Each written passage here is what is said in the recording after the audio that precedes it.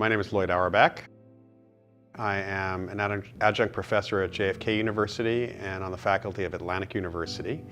I am the director of a group called the Office of Paranormal Investigations, which started in 1989 as an outgrowth of the old graduate parapsychology program at John F. Kennedy University. And I am president of the Forever Family Foundation, which is an organization that supports the work of spirit mediums and research into survival of bodily death. One of the things that we've noticed in parapsychology over the years is there's this social element to having psychic experiences and to even being psychic. You know, the fact is that belief is the most correlated element of human behavior to being psychic. But belief is also really correlated in other areas. The whole social science of sports psychology is based on motivation and belief and overcoming doubt. And this correlates directly to what we're doing in parapsychological work quite a bit, especially in psychokinesis. We're dealing with it. So if people don't think they've had any psychic experiences and then have one and tell their friends and their friends think it's weird or their parents think it's weird, it suppresses that. You bring people into a situation where there are professional psychics and mediums, people who are having experiences, and it becomes okay to have an experience. You're actually in a situation that gets past two elements that the late psychologist and parapsychologist Kenneth Batchelor in England designated back in the 1960s. People are not psychic often because of two things. Witness inhibition. Our society has told us this stuff is weird, so we don't even like to see it for the most part. And the second element is ownership resistance. It's one thing for somebody else to be psychic, but not me. It's one thing for somebody else to have an effect on the world around them, but not me. So when you're in a situation which is social or paranormal in that sense, we're doing an investigation, and there are professionals, and they're having experiences, and the setting is such that if you pick up anything, you can say something without any fear of judgment or reprisal societally. People will get past that witness inhibition because they're already witnessing it. They're seeing it with the mediums and the psychics. And now they're going to get past the ownership resistance because most mediums and psychics who are any good know that everybody has some of this. I'm Julia Mossbridge. I am a cognitive neuroscientist and an experimental psychologist. And what I do is, my broad goal is to teach and learn about time and love.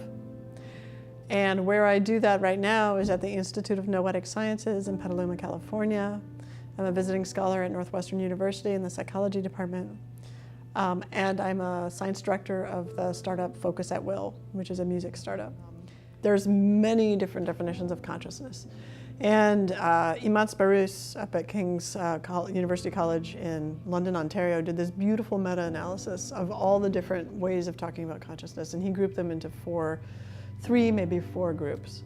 And this is just human beings are making up these definitions, right? So what he's saying is, how are human beings talking about consciousness?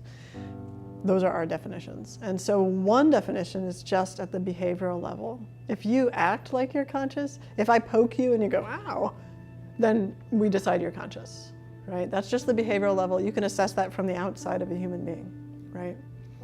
Or outside of a dog, right? Then there's a subjective level where you have to have access to internal experience to say, I feel something, or even something is being felt, something is being observed. Maybe there is no I, but something is being observed, right? So that's a second sort of level or description of consciousness, of subjective experience. You can't assess that from the outside because someone could say to you, I feel something, and they could be a robot that you programmed to say, I feel something, right? So then the third level is combine this sort of self-reflective consciousness. I'm aware that I'm aware of something. Not only do I feel something, but I'm aware that there's this observer. I'm aware that I don't know if I want to say I, but I'm aware that there's an observer. And that observer has observations.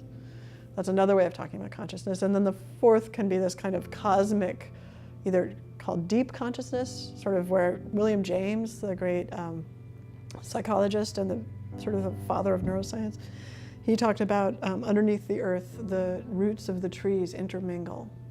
And above, we think of them as separate trees, but underneath the earth, they intermingle. That would be like collective consciousness or deep consciousness or cosmic consciousness that's kind of connected between people and with the universe.